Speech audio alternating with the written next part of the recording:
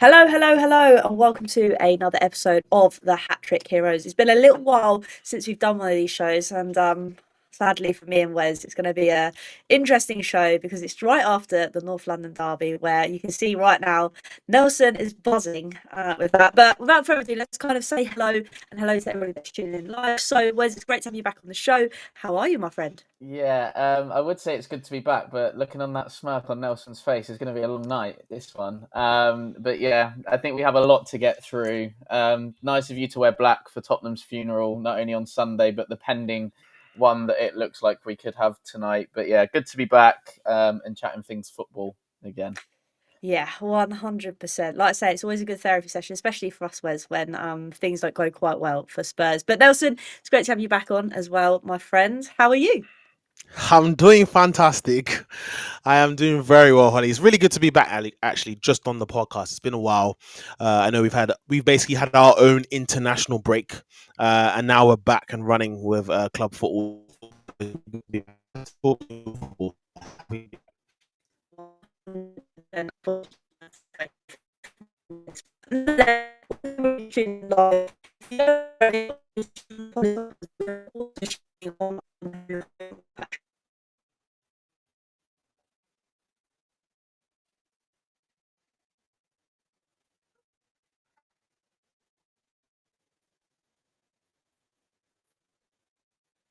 Yes.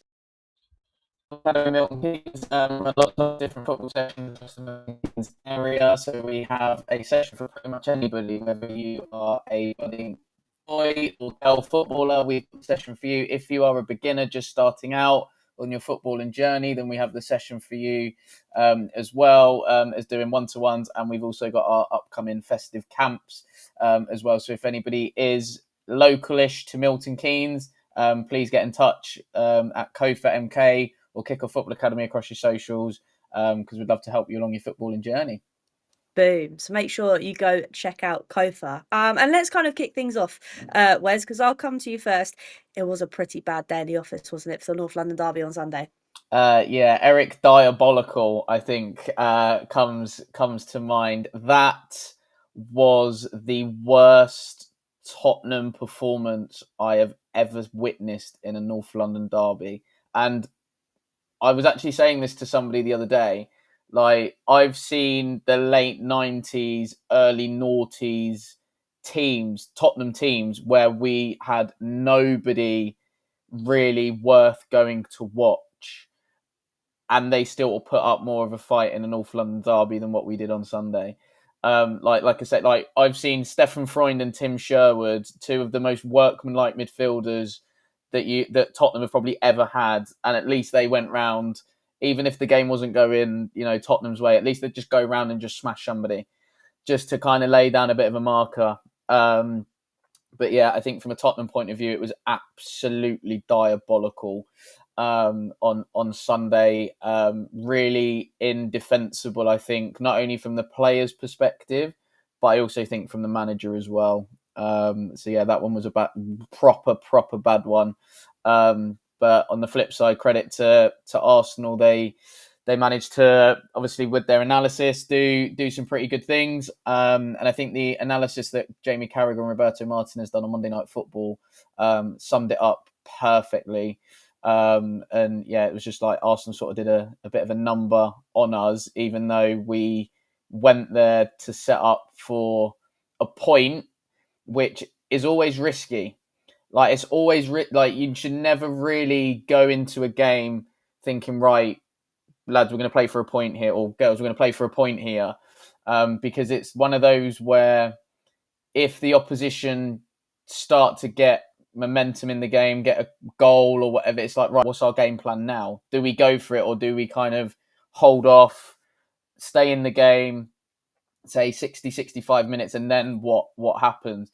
So I think that the mentality going into any game from any coach, manager, and the players has to be that we have to go there to win.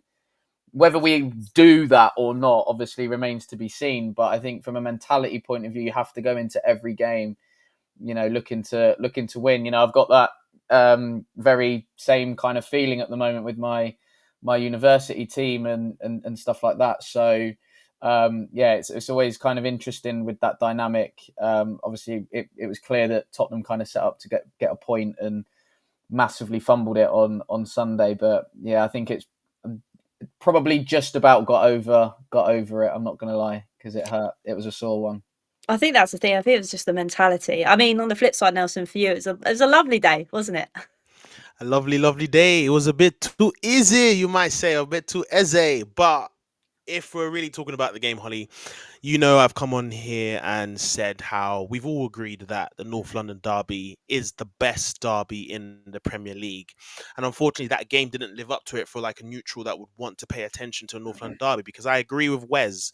Like, there was just no fight from your lot, and it was very shocking because I still went into that game. I'm always cautious on a North London derby because I always treat it like a final, and it just never felt like that. And it was very disappointing because even if we had won the game, but you guys still put up a fight, I'd be like, just be a great game. This is, but I think it was very disappointing. I think the way in which I didn't think you had five at the back when I initially saw the lineup, but Wes already messaged me and said that it was over. Like, he legit messaged me and said, yeah, like, well done, you won. So every time we scored a goal, I just got another message saying, I told you, I told you, I told you. And I didn't think it was that bad. And I knew probably Wes was ready to let rip, which he is probably going to do. But from an Arsenal side, it was pretty much comfortable. We've not really done this on the podcast, but we've actually had our first hat-trick hero, I believe, of the season, in Ebere Eze, who scored a hat-trick in the game. Obviously, first player to score in nearly 50 years in the North London derby, a hat-trick. So it was a very comfortable win. I think we needed that, considering how we finished the international break and how we drew to Sunderland. I thought that was going to play with our mentality, because obviously when you're finishing international break and you're coming back and it's the North London derby, you kind of have to go all guns out blazing. And a special mention goes out to Ricardo Calafiori. I don't know why, but I think he was a maverick on that day, and I think he really enjoyed the spectacle of a North London derby. It was quite new to certain players as well. Zubimendi as well, I thought was great, but I think the most annoying part of my day wasn't actually celebrating the win, Holly and Wes. It was actually when Zubimendi conceded the ball in the middle of the park to allow Richarlison to score. Like, you should have asked my dad my reaction to just conceding a goal. I think that shows the standards that I think both teams are, the state that both teams are at right now. The fact that Arsenal fans are really annoyed that, yeah, we beat our rivals, but did we need to concede a goal? Like, that's us pushing even further, and obviously aspirations are to win the title. So you got to have those high standards. So it was a great win nonetheless. And we needed that, especially heading into a difficult week where, like you mentioned, we're talking about Champions League, facing Bayern tonight, and then you've got Chelsea as well on the weekend, who could close the gap if they end up beating us. So overall, great win. But I was kind of disappointed as a North London derby fan myself. It didn't live up to that we know it can live, they can live up to. I think that's the problem. There's just two different ends of the spectrum at the moment. And Wes, I know you're eager to kind of get this point off your chest, so I'm going to come to you. At the moment, obviously, Frank is not a very, what's the word, liked at the moment in a lot of the fan base, which I think after the North London derby is granted. So I'm going to let you fire away your thoughts on Frank. People have been asking me this a lot recently. And it's really, really interesting because, as you both know, in my eyes, he shouldn't have got the job in the first place. So, and I think he's kind of justifying the reasons why, for me, he shouldn't have got the job in the first place. He's not doing himself any favours in press conferences at the moment. His latest one was that we are going to have 10 to 12 perfect games a season out of a 60-game season. As a fan looking at that, you're going, brother, you're telling me we're going to play well in 10 to 12 games, like not even a 1/6, so to speak. So one game in 6, we're going to play well at Tottenham Hotspur Football Club. You're not Brentford. You get away with that at Brentford. Do you know what I mean? You can't get away with that at Tottenham because the pressure, the scrutiny, the noise around being a Tottenham manager is so big. And I feel like the job is too big for him. The club is too big for him. The noise is too much for him. And he doesn't know how to handle it. And I think that's the biggest thing. Like, why are we now in November and he's coming out with, I hope the fans will see a more attacking Tottenham. Thomas Frank will argue he's lost all of his goal contributions pretty much from the team. Son was sold in the summer.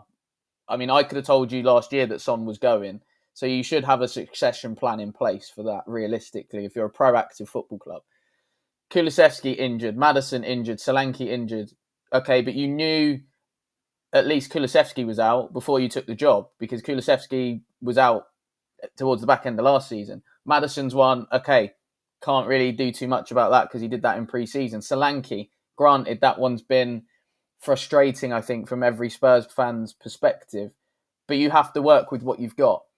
And the interesting thing now with Frank is that he's not doing well, and now all the Ange comparisons are coming back. And it's the complete opposite end of the spectrum. But I think the biggest thing from a fan point of view is that I think every football fan would love to see their team have a go. Minimum. Like, have a go. Try something.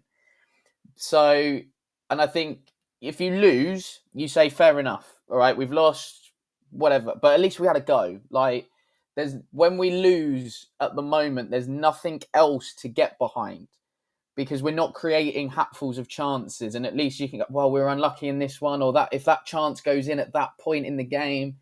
So I think that's a big worry and a big issue. But why are we in November? Like I said earlier, why are we in November? And it's like, oh, you will see a more attacking, or we hope to see a more attacking team. Bro, you've had the squad since pre-season. And what are you doing day to day? Because I don't see, when I've watched Tottenham, and somebody brought up when I was with somebody earlier about the league table, and we're actually 9th in the Premier League. But for me, that position is false. Because you look at it and you say style over substance. Everybody knows that Tottenham fans love attacking football. Granted, we may not, and obviously we've had a long time and we haven't really won anything. But we've always been a team synonymously that is good on the eye, right? But so you got that. That's your style, right? And we looked at it last year, and yes, we were getting beat every week. 22 league defeats, finishing 17th, as Thomas Frank again reminded us on Sunday. Brother, we're hearing this from the media all the time.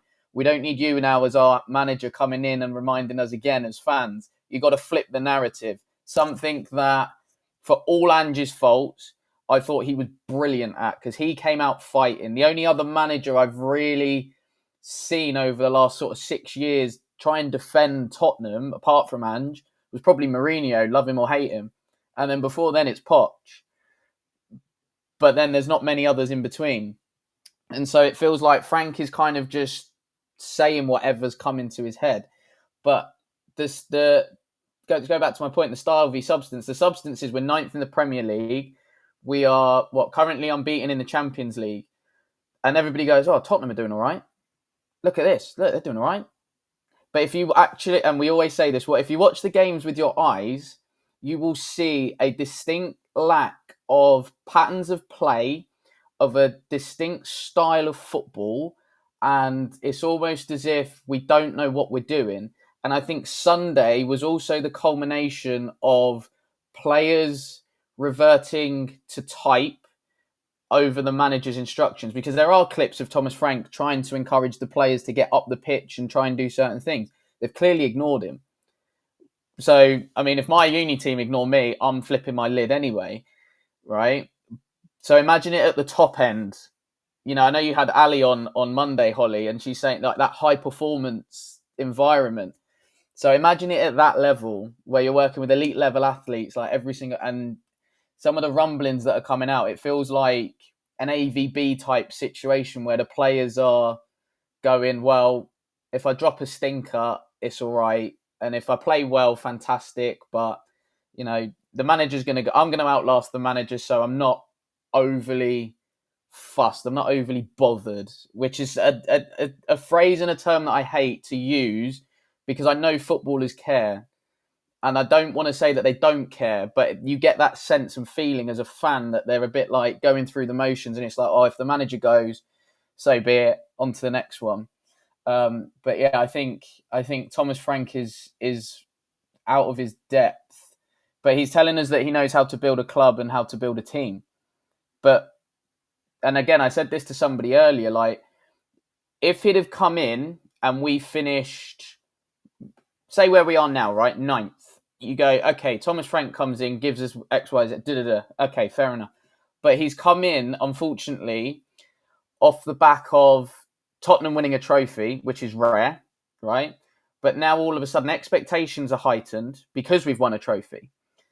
And now you have a squad of players, majority of them, that now are now classed as winners. So you now have to have this thing of, let's go again. And you look at all of the great teams, you know, in our generation. You look at Fergie's United, you look at Pep's Barca, Pep's City. You know what I mean? All right, Klopp to a certain degree at Liverpool. He just done it in a different way. But once they won one thing, they get the taste for it, and they go again, and they go again, and they go again. Mourinho, again, love him or hate him, the guy knows how to win. He's not bothered about long-term development of players, which is things that gets levelled at coaches, for especially younger age groups and working with children, etc., etc. Mate, Mourinho's all about the here and now. And he knows how to win. He knows how to get a tune out of a group of men. Something I think he massively struggled with at Tottenham and has struggled with subsequently in other jobs. But having said that, he still picked up trophies. He may have struggled. He still picked up pots. Like you look at Roma, giving them their first European trophy, a club of the size of AS Roma in Italy. Well, that's bonkers. And so I just feel like Frank is just not it. And then you're gonna ask me who do I want in, right? And there's two names that scream to me, and so Oliver Glasner is one, and Andoni Iraola is the other one, and I'll tell you why. So Glasner comes in. If we'd have sacked Ange and got in Glasner, right, you then have somebody that comes in with a bit of confidence, a bit of aura, because he's also had experience of winning. He won the Europa League with Frankfurt. He's won 2 trophies with Crystal Palace, for goodness sake. Like, Palace have won nothing. All of a sudden now they're in Europe because they won the FA Cup. Like, Crystal Palace in Europe, nobody would have thought about that when Glasner even walked through the door.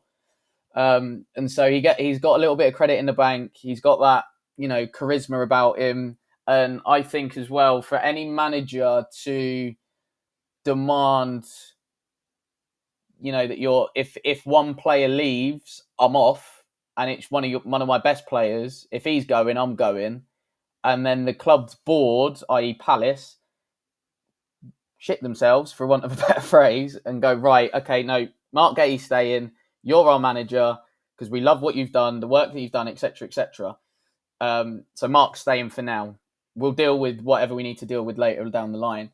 And Glasner's done an unbelievable job whilst losing Michael Elise to Bayern Munich, replaced him with Ismail Assar, who's been brilliant for Palace, lost Eberici Eze, brought in Jeremy Pino, who's been unbelievable, lost Joachim Andersen, brings in Maxime Lacroix. And the thing is as well, nobody's talking about Palace missing those 3 players that were stalwarts in that Palace team. It's just they're now mentioning the other players and how well Palace have done to replace them. So I have full confidence now that when Mark Gay leaves Palace, because we know that's happening, that Palace are going to replace him bloody well. You know, there's rumours of Diamonde coming from Sporting Lisbon, and I think if they get that one over the line, then Palace are a dangerous team. The other one's Iraola, and I say Iraola because of the style of play. Again, a manager that's worked with losing players. Don't forget, Bournemouth lost 4 out of their back 5 this summer. And again, nobody's talking about how they're missing them because of the job Iraola's done.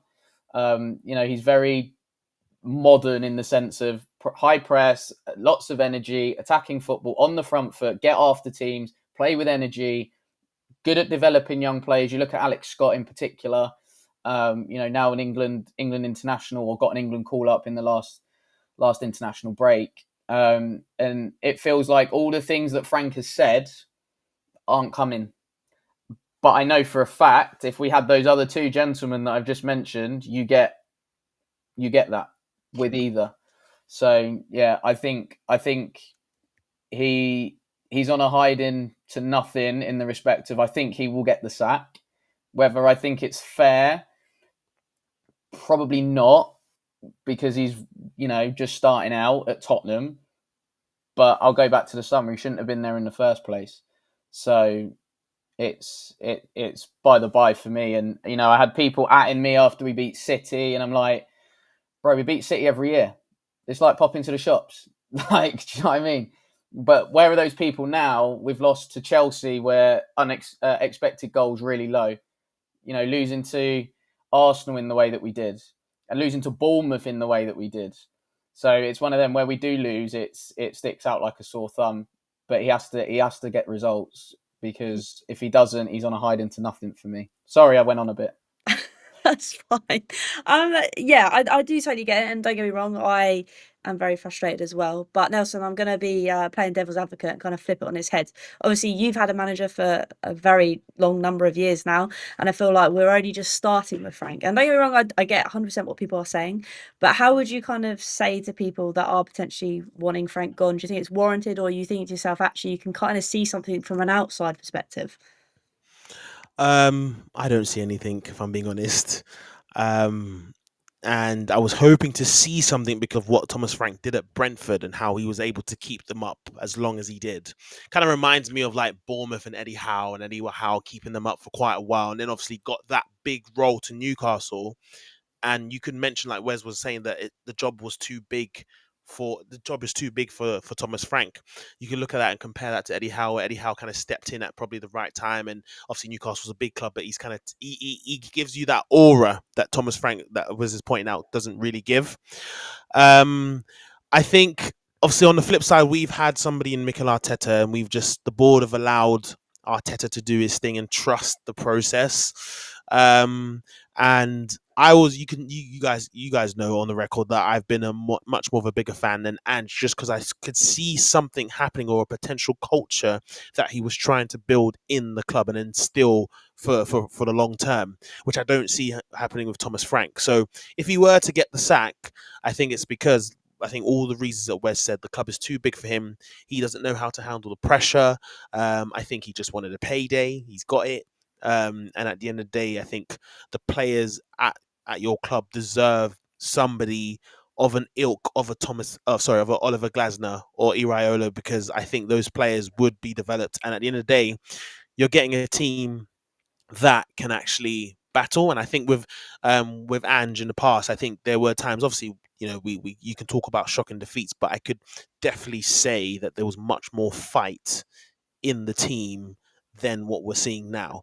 And yeah, if it doesn't get sorted out, then it could be really worse. Like, considering the position you guys finished last season, obviously this is just papering over so many cracks. I know Mikel Arteta, he's had that time. Obviously, as Arsenal fans, we're still looking for him to win, even though people still talk about that 2020 FA Cup. But I think the thing that's been different of giving someone like that time is because the teams that he's built have shown character, and they've continued to develop character over the years, which I think Arsenal fans have adored and have enjoyed seeing, which is why we now love our club. And kind of the reconnection, which is another thing, like reconnecting the fans with the club.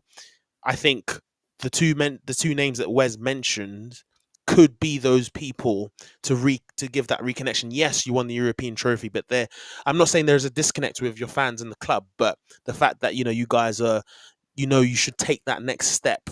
Like, I could feel that all the way through Pochettino's tenure. I could feel that the connection with the club and the fans was remarkable, and for me, that is the scariest Tottenham era that I've seen in my lifetime. And I think you guys are trying to get back to that place. And as rivals, I'm actually hoping for that, because at the end of the day, that means that rivals are competing at the highest level.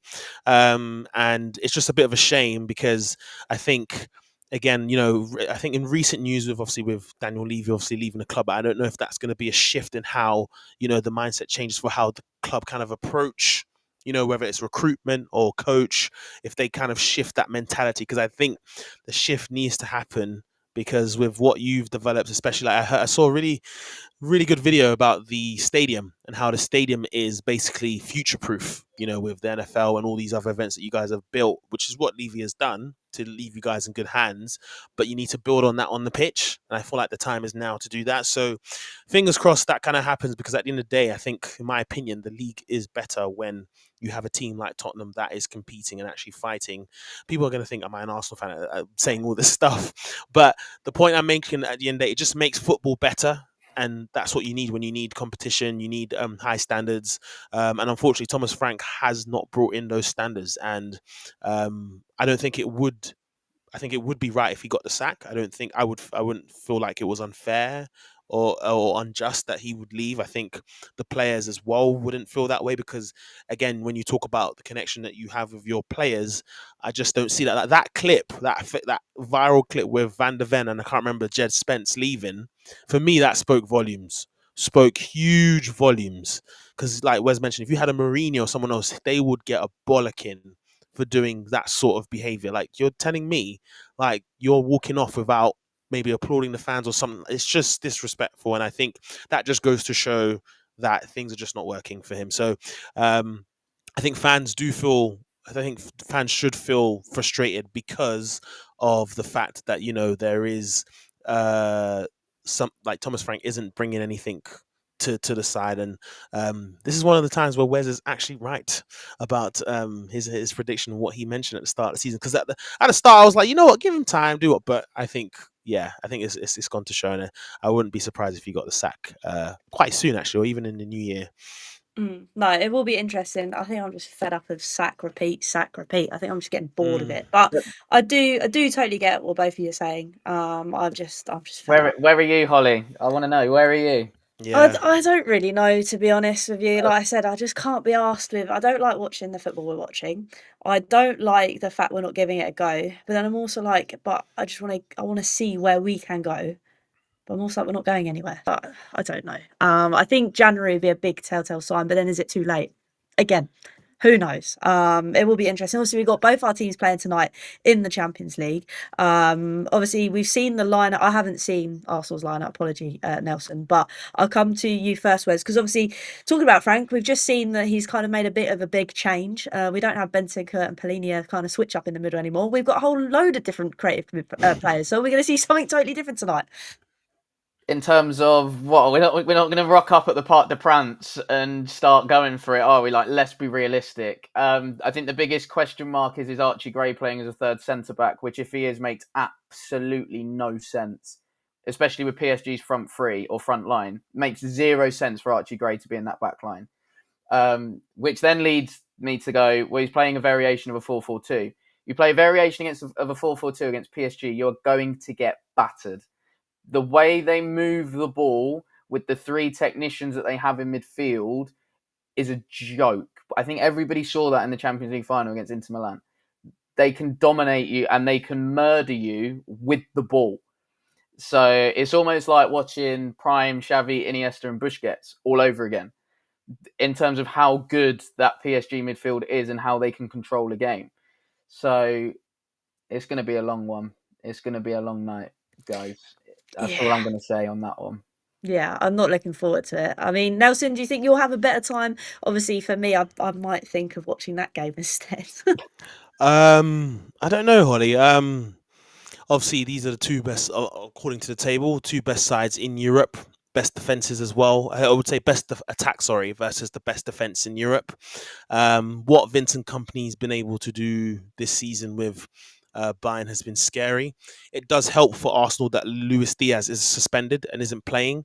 So I think it might be more of an easy run out for Timber than it could be for Calafiori, who is probably facing, in my opinion, one of the top 5 wingers in Europe or probably the world, in Michael Olise. I think a lot of people expected this level of jump in his game, but not to the level that the company has taken him to. It will probably be a difficult night for Calafiori. I think the lineup we've gone the similar lineup against your lot, except we've made changes where Mosquera has come in for Hincapié, and Miles Lewis Skelly, Calafiori's on the bench. I remember now. Miles Lewis Skelly will have to go up against Michael Elise. So that will be very interesting to see. I do think it will be a very good game. And the fact that we have the likes of Odegaard, who's back, Noni Madueke, who I think can cause a bit of havoc, Martinelli. I'm expecting a good game. Last time we faced Bayern was 2-2. But I think Bayern have a lot of class. And I do think this one might actually end in a draw. I think both teams will reach a stalemate. I think it will be one of those kind of 2-2 draws or 1-1 draws. So it will be quite, sorry, I forgot to say a Desmond. But I was hoping for a 5-1 Bayern Munich win. No, that's what you That's what usually happens. But I think we've changed over the last few years, and I think our defence will try and make it difficult. But if there's one thing you can count against Arsenal is the fact that a certain Harold will score against them, and I will back him tonight again. I could place my £5 and I know I'll get my money. So yeah, I'm expecting that to happen. So I think it'll be a tough game, Holly and Wes, but I think it will be a very good match for many neutrals to watch. And if we do lose, I don't think it's the end. I think we've got other games that we can win and qualify in that top 8. So I think it's just one to kind of enjoy as a football fan. 100%. It will be an interesting game. I think it'll be far more enjoyable than our game. But obviously, normally we do talk about the WSL, and I know that we are slightly running out of time because of the games tonight, and it is international break for them. So we're going to leave the WSL this week, and we're going to jump into our hot takes because I thoroughly enjoyed that last time we kind of did a show. So we've got maybe like a couple of minutes left, so we're going to do our hot takes right away. So Wes, I'm going to come to you first. What is your hot take of the kind of week? I just think my hot take in general, I've thought about this over the last sort of couple of days, actually. My hot take is that Liam Delap is the centre forward that everybody thought Evan Ferguson was going to be. That's my hot take. That's very good. That's very good. Because I'm a fan. I was a fan of that boy Evan. Ooh, I was a fan. But I agree, he has not turned out to be. I think he's somewhere in Serie A. He's at Roma and he's not even getting game time there. So his career has massively nosedived. Evan Ferguson. I think he obviously suffered a big injury, never really then got the minutes at Brighton and stuff like that. And no disrespect to Uncle Welbs, but he's 35 now, is Welbs, and if you're striker at Brighton, of the age profile of Evan Ferguson, you can't dislodge someone like a Welbeck who should really be coming on in games and kind of playing that bit part role. If you can't do that, then I don't know what's kind of in store for you as a player. And then subsequently, he's pretty much lost his island place now to Troy Parrott, because Troy Parrott is the best striker in the world now after scoring 5 goals in 2 games over the international break. And Tim Sherwood saying that Spurs should never have sold him. So yeah, that's my hot take. I think Liam Delap is the striker that everybody thought Evan Ferguson would be. Wow, that is a very good hot take. How about you, Nelson? What is your hot take, my friend? I don't know. It's been tough to think of hot takes lately. But I've got 2, but I'm going to scream this one right now. Scott McTominay's top 3 midfielders in Europe. Oh, we'll have a look. Of course, we'll have a look. Scott McTominay, I repeat, Scottish McTominay is top 3 midfielders in Europe. I could have gone world, and that could have been a big stretch, but that's huge. I'm gonna go for Europe. I think what I've seen in the last 18 months has been nothing short of sensational. And this guy feels like he is the boss of a mafia gang, and I just don't know what's happened.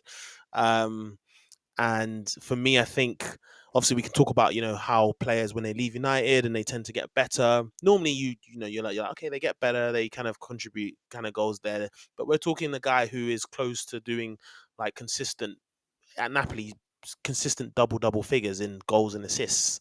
And this is not just him just doing it just for the sake of enjoying the game. He's contributing to Napoli winning things. And obviously in the we know what happened in that ridiculous Scotland game during the international break as well, and he's had a hand in helping Scotland get to the World Cup. So for me, he now gets that platform because Scotland have made it that's just another platform for him to just essentially reintroduce himself to the world. Because obviously, if you support United, and obviously if you've watched the Premier League, everyone knows probably Scott McTominay from United. But for those who are just not familiar to kind of like the kind of reaches that you can't reach, I think that is his opportunity to even just get to shine even brighter. And I've really enjoyed his game, and he's tidy. He's the fact, I think he's tidy, and he's your typical box to box kind of midfielder.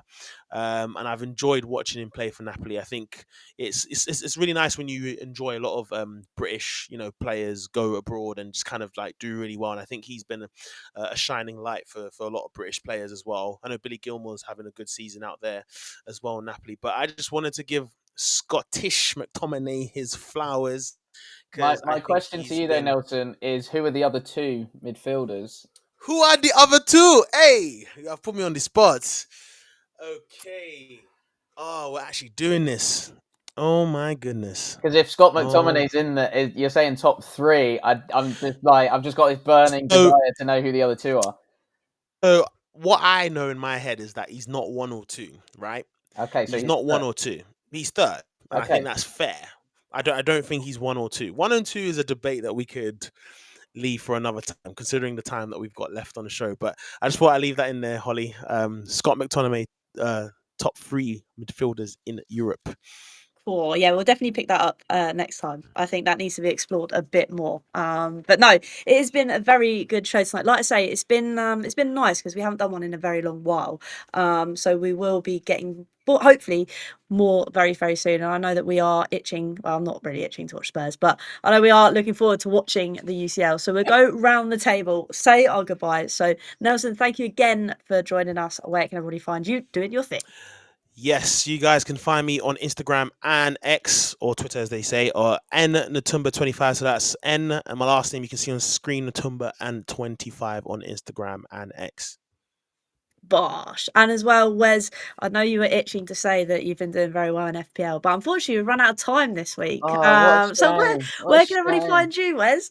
So Twitter's at Wezo10, unofficial Dembele fan account, as everyone knows. Yeah, going to be a Thomas Frank hate account, I think, probably very, very soon.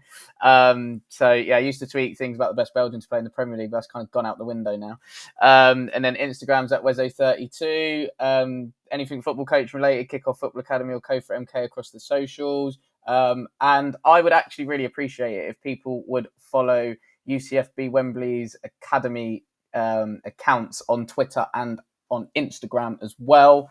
So type in UCFB Wembley Men's Academy. I started a new job in September coaching their men's academy team, and we've had a interesting start to the season, shall we say.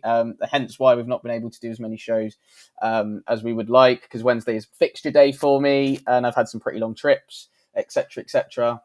So yeah, give them a follow on TikTok, Instagram, and Twitter as well.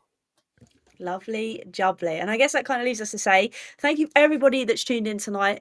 Make sure, if you haven't already, to go over to Hat Trick Heroes. It is pinned on Holly Spurs if you're watching there. Make sure you go over there, subscribe, all that good stuff, and then hopefully you'll see us again very, very shortly. But like we always say, I nearly said come on you Spurs then, that's not going to work. Enjoy the Champions League, and until next time, we'll see you very, very soon. Catch you soon.